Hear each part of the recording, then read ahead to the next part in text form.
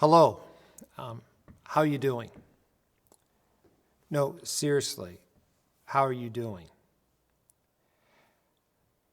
I'm David Morehouse, one of the pastors at the Journey Church.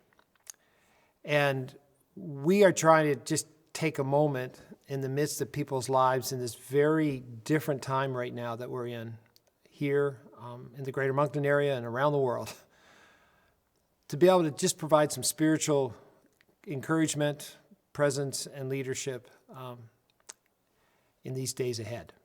So let me ask you again, how are you doing? I know some of you may say, well, I'm doing fine. And you're just saying, it's just going to be a flu and we're going to get through this. And you're doing okay. For others of you, you may really be being filled with anxiety, panic, fear, as you start thinking through all the consequences of what could happen.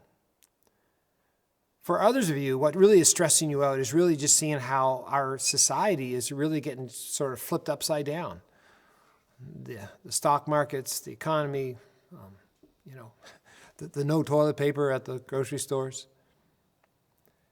But regardless of where you fit on that spectrum, the question I just want to remind you when we ask you how you're doing is, where do you go for comfort and for strength?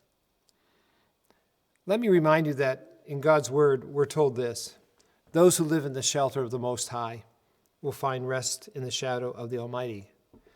And this I declare about the Lord: He alone is my refuge, my place of safety. He is my God, and I trust Him. You know, that first and foremost needs to be a word of comfort for all of us, that God is our refuge. We can abide in the shadow of His love and His power and His protection. But I also would want to encourage you to ask that question to other people. How are you doing? Take a moment to listen. Let them talk. Show compassion.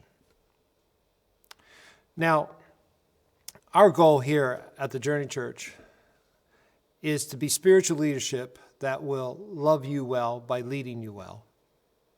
And we all want to remind ourselves that in this season, like any season of life, but especially this season, we want to be a community of people who love like Jesus. Think about who you can be a good neighbor to today. Run an errand. Share a word of hope. Have a conversation with someone on your mobile. But regardless of what you do, remember, we can abide in the shadow of the Almighty, and there is our refuge.